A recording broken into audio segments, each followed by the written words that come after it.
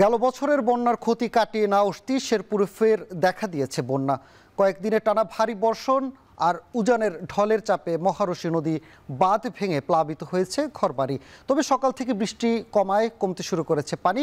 এ নিয়ে বিস্তারিত জানাতে শেরপুরের ঝিনাইগাতি সদর থেকে যুক্ত হচ্ছেন সহকর্মী জাহিদুল খান সৌরভ। সৌরভ, বন্যার ক্ষয়ক্ষতির চিত্র কেমন জানাবেন? এই মুহূর্তে পরিস্থিতি কেমন দেখছেন?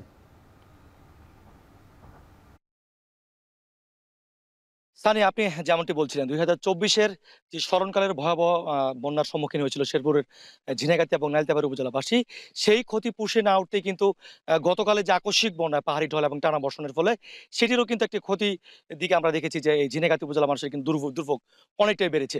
তো আমি এখানে যেখানে দাঁড়িয়ে আছি সেটি হচ্ছে ঝিনাইগাতি সদরের যে খৈলকুড়া গ্রাম। সেখানে আপনি আমার পেছনে দেখতে পাচ্ছেন যে বেশ কিছু উপড়ে পড়া গাছ কিন্তু এখন পর্যন্ত রয়েছে এবং এই এলাকার পানি কমে গেলেও কিন্তু এখনো ক্ষয়ক্ষতির চিহ্ন কিন্তু ভাসতে শুরু করেছে।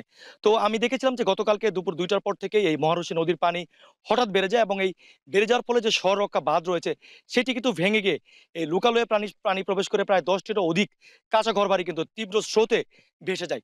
তো এছাড়াও আমরা দেখেছি যে মাছ এবং লাকড়ি সংগ্রহ করতে গিয়ে কিন্তু প্রায় ২ জন যুবক নিখোঁজ হয় এবং যাদের আজকে ২ জনের লাশ কিন্তু উদ্ধার করছে স্থানীয়রা। তো এই বিষয়ে আমি স্থানীয়দের সাথে কথা বলেছিলাম। স্থানীয়রা আমাদেরকে জানিয়েছেন যে প্রতি বছর এই আকস্মিক বন্যার সম্মুখীন হয় ঝিনাইগাতি উপজেলাবাসী এবং তাদের দীর্ঘদিনের দাবি ছিল এই মহারশী একটি শহর রক্ষা টেকসই বাঁধ নির্মাণের। তবে তারা বলছেন যে গত কয়েকদিন আগে পানি উন্নয়ন বোর্ড কর্তৃক একটা ঠিকাদার নিয়োগ করে শুধুমাত্র নামমাত্র জিও ব্যাগ ফেলে কিন্তু তার দায় সারা কাজ শেষ করেছেন। তারা বলছেন যে এই জিও ব্যাগ অপ্রতুল চাহিদার তুলনায় এখানে যদি একটা স্থায়ী কংক্রিটের বেড়িবাঁধ নির্মাণ করা হয় তাহলে হয়তো দীর্ঘদিনের দুঃখ অনেকটা তারা লাঘব হবে বলে হিসেবে আমাদেরকে জানিয়েছেন।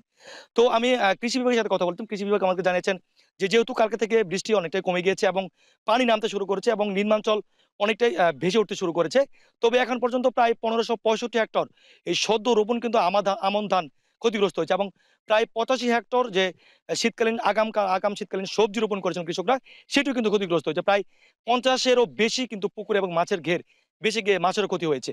তবে কৃষি বিভাগ বলছে যদি এই পানির ধারাবাহিকতা কমে যায় এবং পানি দ্রুত সময়ের মধ্যে নেমে যায় তাহলে হয়তো ক্ষয়ক্ষতির পরিমাণ অনেকটাই কমে আসবে এবং স্বল্পকালীন ক্ষতির সম্মুখীন হবেন এখানকার কৃষকরা।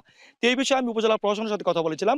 ঝিনাইগাতি উপজেলা নির্বাহী কর্মকর্তা আমাদেরকে জানিয়েছেন যে তিনি বেশ কয়েকটি নির্মাঞ্চল প্লাবিত এলাকা পরিদর্শন করেছেন। শুকনো খাবার মজুত রয়েছে এবং রেস্কিউ টিম প্রস্তুত রাখা হয়েছে।